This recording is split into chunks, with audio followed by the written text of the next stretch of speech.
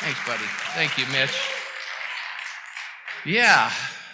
So, Marie, thank you for letting us do a separate song, a new song today.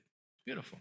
So, with that in mind, I'm going to invite you. Welcome. If you're here for the first time, awesome. It's great. I had the Sunday off last week, and it was great. And I know Reverend Tammy did a stellar job, and I really appreciate her support. It's good to take a break and reflect and think and see what's bubbling up and all that stuff. So what I'm going to invite you to do with me, let's continue to just build the energy in this place. And let's know that when we come together today, because it's so important, because you're here, we're here, and we connect, this unified field. And when we connect in that field together, something beautiful happens that we probably don't quite know and understand, but it's life-giving. And I'm going to speak a great deal about that this morning with you. So I'm going to sound the chime and invite you to just drop into your heart. Allow yourself to just relax, be present, and just feel your energetic field expand and connect with one another. Offer the unconditional love, and whoever is in this gathering this morning, or someone that you think of in your life that can use love right now. When you think of them, it's there instantaneously. It's not something that travels. It's the quantum field. And so let's sound the chime and move into our silence. Then I will sing a chant, invite you to sing that, and I'll do an affirmative prayer.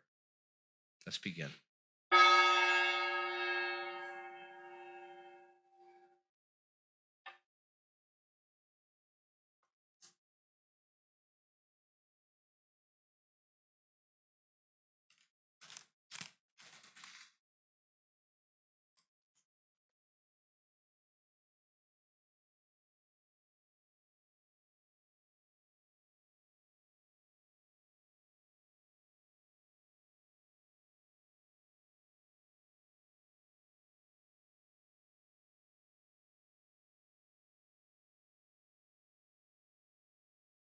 In this very room, there's quite enough love for all the world. And in this very room, there's quite enough joy for all the world. And there's quite enough love and quite enough power to walk through our every fear.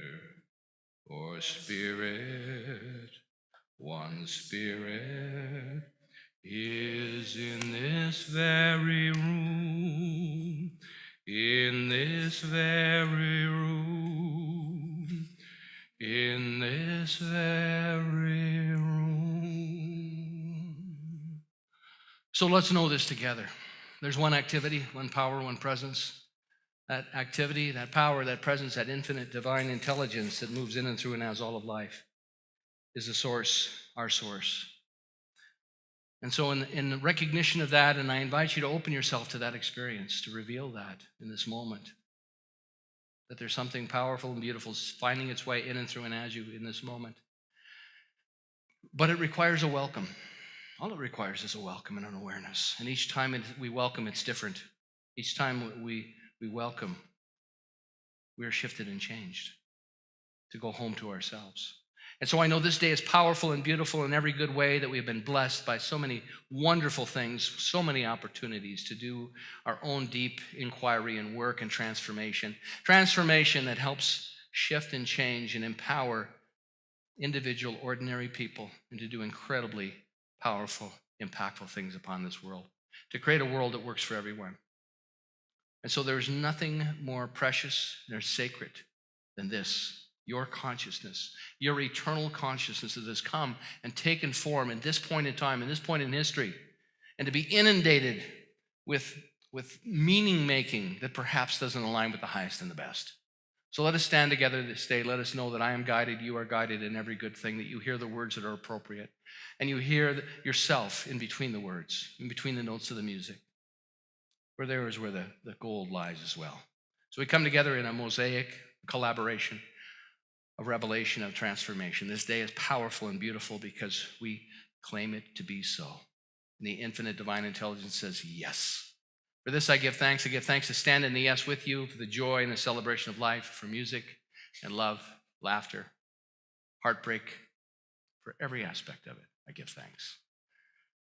I invite you to say with me, and so it is. Awesome. Awesome. If I do say so myself. Something was up here praying. All right. So I want to start this, and I'm going to bring Lil up. Why don't I bring, you ready to want to do it now, Lil? Then we're done. Let's bring beautiful Lil up. This is an amazing, amazing presence, and she wants to come up and just share with you what's happening. And I think it's really important because then we're going to dive into this material, and I'll do my best to. This is Lil Lazar. She's our spirit group leader, and we are very, very excited about our spirit groups. And she's going to tell you a little bit about spirit groups in here. Because we didn't bring you a mic, you can use that. I'll stand close to you. Okay, there. Everybody can hear? Okay, so spirit groups are actually pretty close to what the small groups were. A lot of you are familiar with small groups. The difference is that they're structured and very supportive. And it's the series that we're doing this time is the Infinite Connections. I had it all written down. Okay. But how we do it is we're running 10-week sessions. And if you choose to decide to be a host, you choose where. You can have it in your home or at another location, and also when. So the date and during the day or during the evening, it's up to you. We're going to be launching the first one mid-April, and we're doing the Infinite Connection series. And with the Infinite Connection series, we're going to be going through the 5 C's, which is communion, connection, compassion, community, and challenge. And this is all about growing stronger relationships for yourself and like within you also, on top of just your personal relationships around you. And so the other thing that we're doing is there's a service project that your group gets to pick. This is about operating from the heart. So when you're giving to the community, it's not just a matter of just here's some money and passing it off to someone. And what we've chosen for our group is we're going to be making up little care packages. And we've done a budget of $10 a package, and each of us are doing 3 packages. And we're going to be donating that for the homeless teenagers. And Carrie McCaskill is actually the one that's going to be receiving the care packages and then handing them off to the homeless teenagers. And because we couldn't actually, because they won't be coming to one location, she just kind of meets with them. As she meets them, she'll be handing them off. To make that more personal with our own energy, Darren came up with the great idea we're going to include an affirmative prayer that each of us writes within that package. So if anybody's interested in also joining, you can, Carrie is right there, but you can also get a hold of me and we'll get you included on it. As a host, this program is so supportive. There is a video for every session. There's even a video to help you relax before your guests come down. Everything is printed out. If you like the old-fashioned pen and paper format, your host package includes all the paperwork that you need, the DVDs for the videos that you're going to be watching. If you're more technologically inclined, I also have everything on a stick. We can download it onto your computer, or you can also go online and download everything. Like, this is very, very supportive. We'll also be having a weekly huddle for all of the hosts. So I encourage you to join me this afternoon for the workshop from 1 to 4. And we're also having a workshop on Tuesday evening, March 20th, and that's from 6 to 9. So the workshop is free. Everyone is welcome to come. And when we get all the hosts arranged, we're going to have a map at the back of the room, and with all of the host names and locations and dates and times that they're hosting it. Big launch is middle of April. And so then you can be signing up, though, and joining in on the program and developing relationships on a whole new level. Thank you.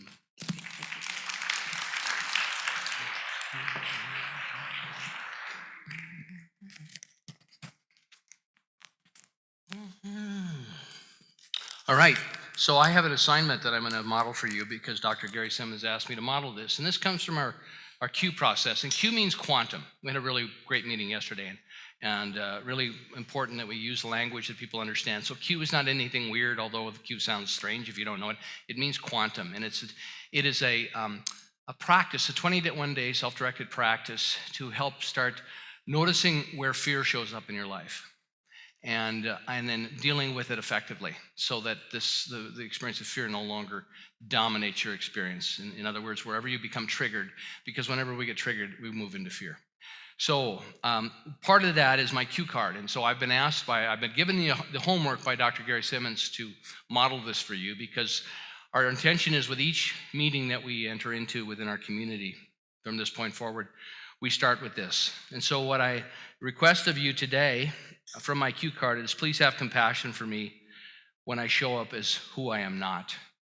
And these qualities are things that for me are alive and something that I don't want to be when I show up. So when I show up have compassion for me when I show up undeserving, fearful, rejected, hopeless, flawed, and lacked, or living in lack, because this is who I have come here to be. I've come here to be love, wisdom, joyful, coherent, which is oneness for me, connected, wholeness, creative, and abundant. So thank you for that, because when I speak those words, it changes my game, because this is who I've come here to be. I've come here to be those. And so when I get up in the morning, I read my cue card, and it helps give me a trajectory of who I've come here to be. And we have the choice in this. We're unique. We're the only species on the planet that has this ability. Our animal friends that we love dearly don't have this ability. But we have the opportunity to choose. And so it's 100 years of the science of mind. Today I wanted to look at the beautiful book by Dr. Ernest Holmes called This Thing Called You. There's 3 ideas that I want to share, to touch on briefly today. And one is evolution, one is shadow to light. And it should say what God looks like. It says what God like. So there we go. Now that I see that. But yeah, what God like. I like that. It's great. Like, what God like. So evolution. You, like all others, are seeking the joy. This comes right from Dr. Holmes, This Thing Called You. You, like all others, are seeking the joy of living. You wish to be needed, to be loved, to be included in the great drama of life. This urge is in every individual. It is in everything. And I love that about Dr. Holmes. I mean, he put it in a container of understanding that goes beyond tradition. And so I would say we honor all traditions. Wherever good is happening, we're for it. He continues, evolution is proof of an irresistible urge which pushes everything onward and upward. Life has entered into you, and with it the irresistible impulse to create. So that is why we're here. And in this chapter, it's the first chapter of the book, he talks about, and none of us know why. None of us will ever understand why it's set up the way it is, because I'd like to know why as well. He says, create or perish is the eternal mandate of nature. Be constructive or become frustrated is an equal demand. Socrates called it spirit. Jesus is Father in heaven, called it Father in heaven. Some ancients called it Atman. And I love this. He said, why don't you just call it you? It's just you. Doesn't that make it personal and real and present? It's just you, your complete self. For this is truly what they have all meant. The complete you. And the complete you is quite beautiful. It just is. You know, my gift is I get to immerse myself in this material and read it, and it just, you know, the great thing about my role is that when I'm sort of forced to do this, although I don't feel forced, but it is part of my responsibility. And what happens for me as I'm doing the work, it gives me a focus so that the infinite presence can do its work on me. So it gives me something purposeful. But there's something else that goes on for me while I'm doing the work. A lady came in the other day, and 2 days ago. Never met her before, a sibling of one of our members. And I looked at her, and like within 2 seconds, I said, let me go show you. They were doing a tour of the building. And I said, let me go show you the crystal bed. And so we took her over, and I said, would you like to get on the crystal bed? She says, yeah, sure. So we put her on the crystal bed for 20 minutes, and she had this incredible experience. And I said to them afterwards, I went into my office while she was on the crystal bed. I said, what are you doing? I never have done that, and I've never done that in my entire life. That it just never occurs to me to say to someone that's brand spanking new, hey, I'm going to throw you on the crystal bed here and see what happens. But I realized that it wasn't me that it just poured out of me. And I thought, and then she had this amazing experience. In fact, so amazing, she came back yesterday to do a full hour.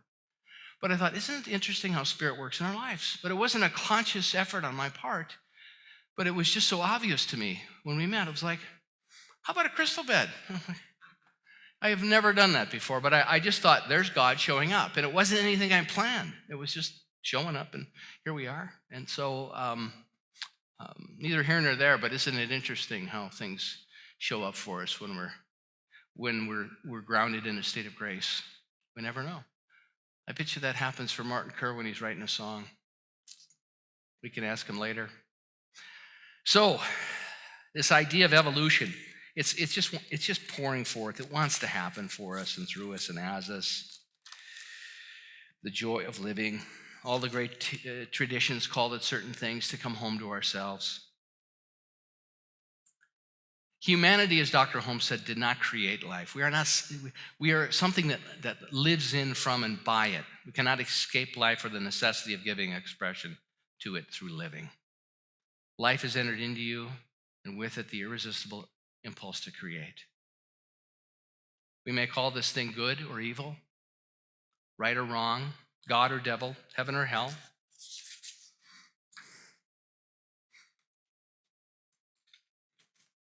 Would it not be more simple to say that finally things work out for the best when they are life-giving? So how do we know it's the right thing to do? Do we pull out the 10 Commandments? And that used to be the thinking. But what is it? Is it life-giving? Is what you're doing and expressing. You've come here, so I've shared with you who I've come here to be. And those qualities for me are life-giving. Because in the life-givingness of them, I'm duplicating the nature of Spirit. Oh, am I blocking myself here? Thank you. Sorry. We're filming today, and I'm not used to that, but lots of fun stuff happening. So there we go. Here I am. Wake up and be awesome is what my cup said. I was at Walmart the other day, and I said, hey, look at that for $2.95. Wake up and be awesome. Here we go. So there's a pattern, and it's trying to fit the pieces into greater and greater units.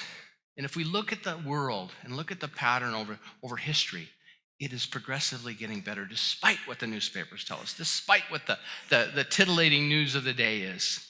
It is progressively getting better. The pattern is trying to fit the pieces into greater and greater units as though it could not accomplish its purpose through anything other than a democracy of spirit, a union of all. Dr. Holmes says the union, however, does not mean sameness. For while unity requires conformity to principles, unity never means uniformity. Love that. We're all one, but we're all uniquely beautiful and different. And it wouldn't be the same without you. Even your consciousness. We don't get the consciousness piece so many times because we're so trapped in this world of effect. Each one of us. We never know when we walk in a store. When you are grounded in this principle and truth of being and you walk into an environment that's foreign to you, you affect that environment. You do.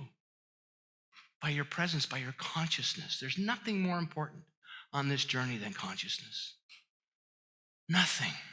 And how can we ground ourselves more fully in that unified field more consistently? So we're showing and expressing and showing up as we intend to be. What have I come here to be? Who have I come here to be? A force for good, a force for change, a force for transformation. What keeps me inspired is I just have to read the newspaper. I just have to go online. Like, wow, look at that. Because that's what people, so we create meaning making.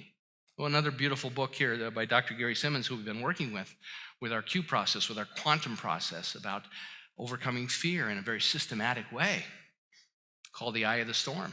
I asked him, I said, what's the most popular book in unity, in the unity movement right now? Is it the Legacy of Truth, which was the early book, their sort of Science of Mind textbook, Legacy of Truth? He said, no, it's The Eye of the Storm. I said, well, do you know the author? He said, yeah, me. So... good self-promotion, in my opinion. So I want to talk a bit about this with this quantum thing, because Shadow to Light, there's a wonderful teacher and lecturer on the circuit called Sharif Abdul. And if you were at the Friday night with Reverend Jane Simmons, you saw Sharif's video, one of his TED Talks in Portland. And his mission, just like Dr. Gary's and my mission, I think that this is the opportunity that is so important as a community and in the shift in consciousness on the planet. Because we have an epidemic. In his lecture on the TED Talk, he asked people to stand up if they've been personally affected by the 9/11 incident, the planes flying. If you lost a friend or someone you knew at the World Trade Center or at Washington, D.C. or somewhere in this, and a room of 100 people, 2 people stand up. And he said, okay, let me ask you this. Anybody here been affected by, or perhaps it's you, that has been influenced or impacted by someone who has committed suicide or attempted to commit suicide? Almost everybody in the room stands up. And he says, everywhere I go, it's the same thing. 1 or 2 people know somebody at the World Trade Center, but the whole room stands up for suicide. And I think and no one addresses it. I've never heard any politician address it, because the politicians can't get there. They don't know where to land with this. But what it is this deep embodied sense of dread, depression, despair. There's no future, sadness, sorrow. And I want to flesh this out with you. This is inspired by the work of Sharif. So he talks about the shadow to light. There it is, the shadow. So there's 4 shadows. There's the shadow of violence. There's the shadow of the other, racism, sexism, the other aspects of separation.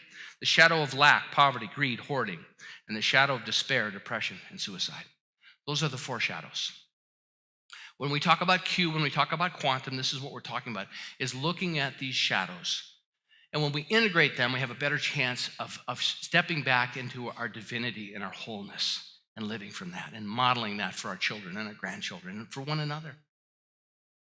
And so there's the 4 lights that he talks about. The 4 lights are the light of peace and security. All is well. You are eternal, blessed, loved. The light of inclusivity and security. And inclusivity is, there's things, we just get down into the muck. I was listening to a show the other day, and it was the politicians were talking, and somebody was upset because somebody used a bunch of their stuff in their talk, and it was on, and it was just moving the deck chairs around on the Titanic. It wasn't dealing at the level of causation. It was just words and posturing. And God bless them, I know that that's the tools they have and the way they think.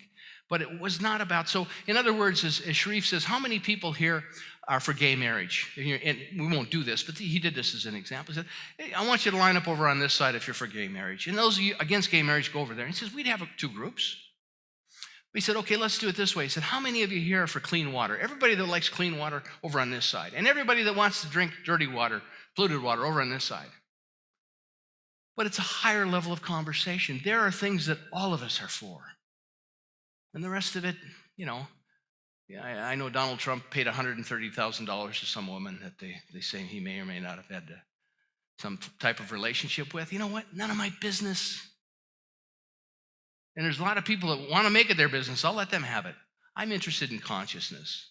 I'm not interested in doing that guy's agenda. I'm not interested in trying to unravel his karma. If he did or didn't, it's none of my business. But we get and the point is we get so distracted by something like that, we miss the opportunities. I'm interested in consciousness. I'm interested in moving forward. They want my opinion on it. I'll give my opinion, but I'm not going to give it any energy. So I'm not interested in that. It's none of my business. So, Lao Tzu said this. This comes from Dr. Gary's book. Men, humanity, are born soft and supple. Dead, they are stiff and hard. Plants are born tender and pliant. Dead, they are brittle and dry. Thus, whoever is stiff and inflexible is a disciple of death. Whoever is soft and yielding is a disciple of life. Thousands of years old. Remember last week I talked about partnering the vulnerable child? Jesus said, be like the little children. There's a vulnerability that's required. And you can't be vulnerable if you're not also bringing your power with you. It requires standing on both legs. Being vulnerable doesn't mean you're a wimp. It just means you know who you are. And I can be soft and subtle, and I can be teachable and open and receptive. I can be cracked open. So, Sharif says, here's some models. Here's some vision statements that speak to this. Centers for Spiritual Living, we can create a world that works for everyone. Can we do that or not? I believe we can. I believe it is our opportunity. I think it's our responsibility, actually. On Wednesday, I got a phone call that I grew up with 7 sisters. One of my sisters was found dead on Monday morning.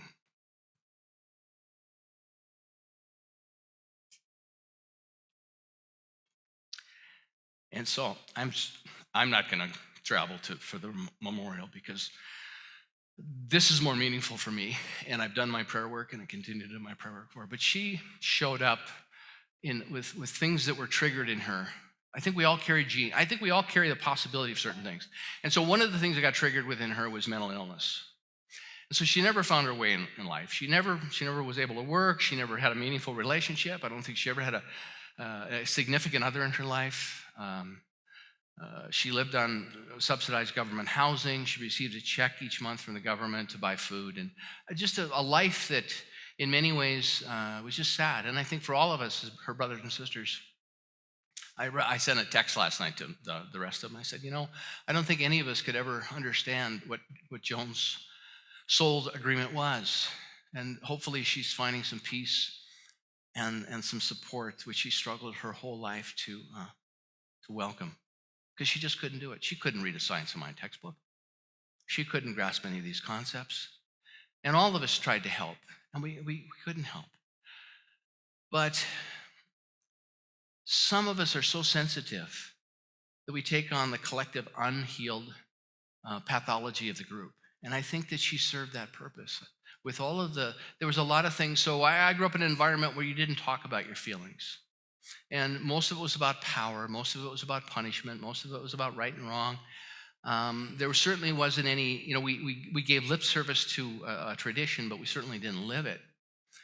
And so she took on sort of as a sponge so much of that energy that we were all sort of white knuckling our way through. This is the meaning making I give it. And so I have great compassion for her and great sorrow, and I wish her life had been different.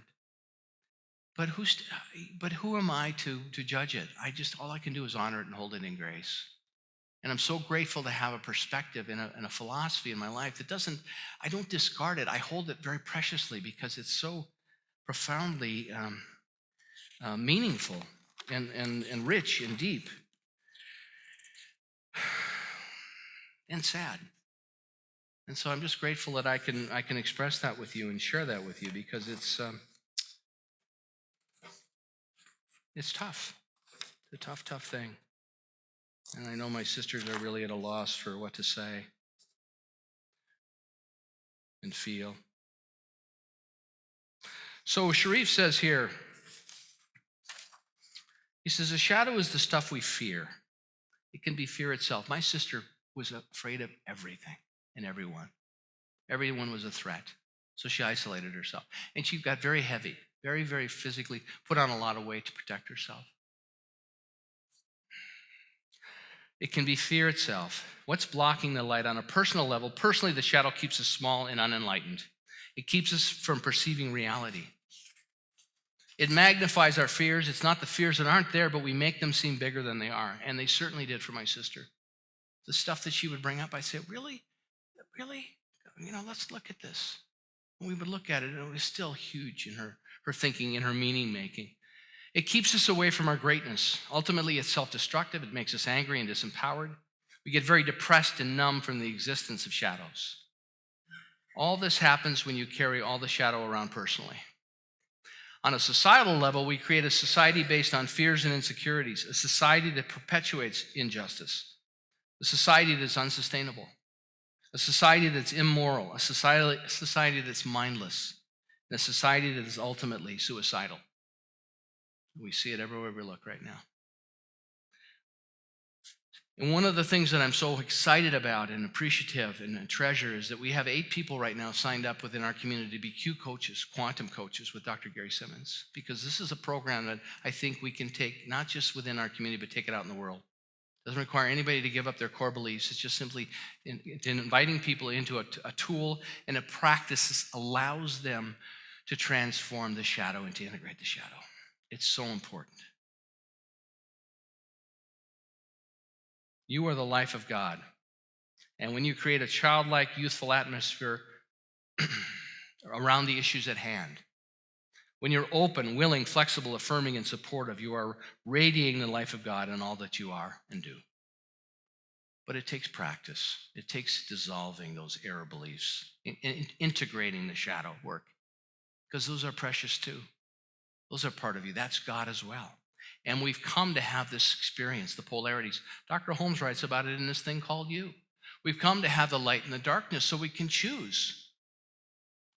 And otherwise, we would be robots. There'd be no point. There would be nothing here. I think the opportunity to give birth to something that we can't even imagine is exciting. This stuff that we're doing with Dr. Gary Sims, it's never been done before. It's never been done before. You guys can say I was in the audience when he said it's never been done before. Because what we want is a guarantee. We want to control and predict it.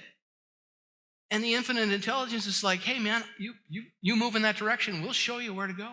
We'll show you what to do, and there'll be enough to do it.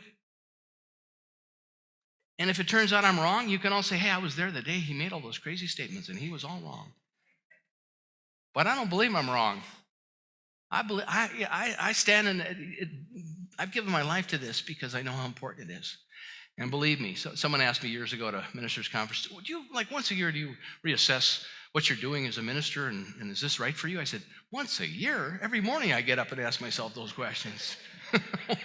I wish it was once a year, you know? And then there are days when I get in my car coming up here and I'm ready to tender my resignation. It's like I'm all done. I got nothing else to say, and people aren't paying attention. They don't want to do the work. They just want to drink coffee and hang out. And I don't want to hang out.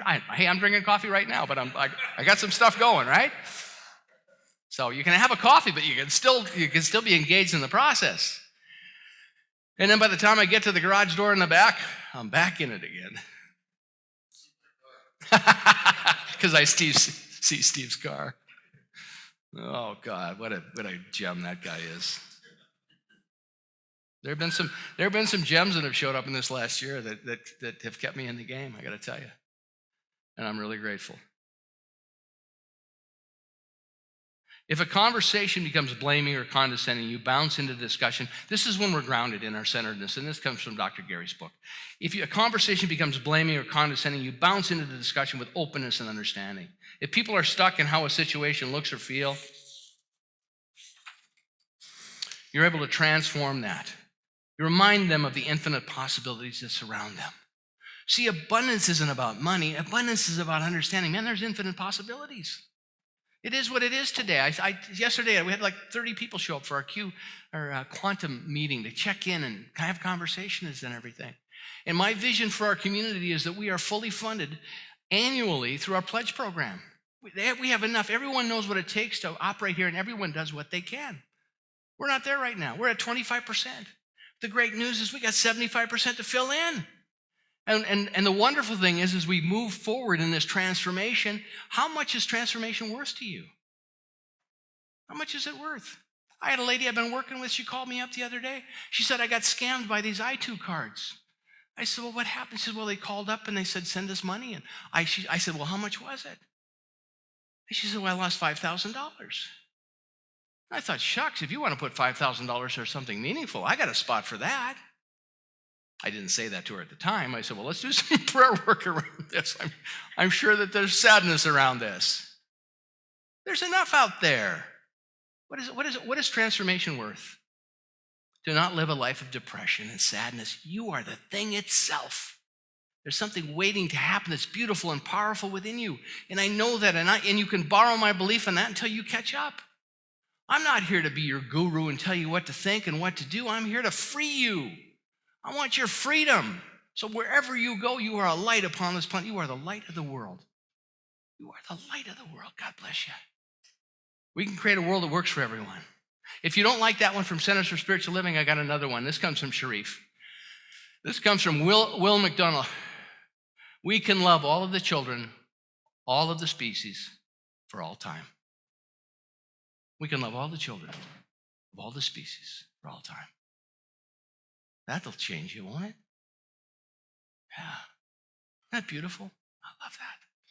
That's why we're doing these small groups, because we want to bring people together and we want to reach out.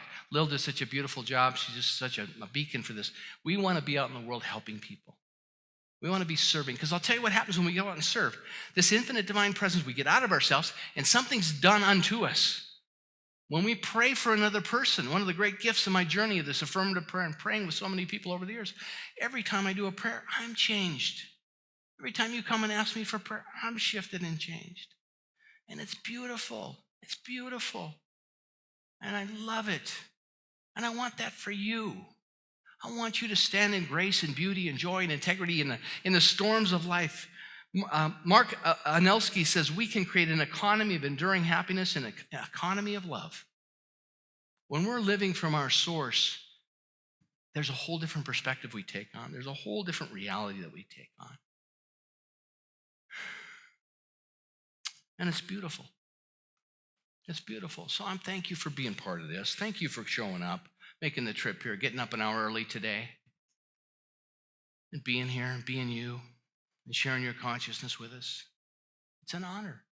It's an honor to have this philosophy and this teaching, this opportunity.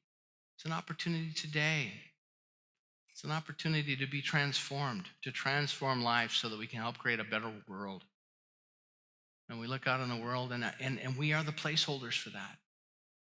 See, enlightenment isn't, I found this beautiful speech by this Theravada monk, 15 years in the forest, Buddhist monk.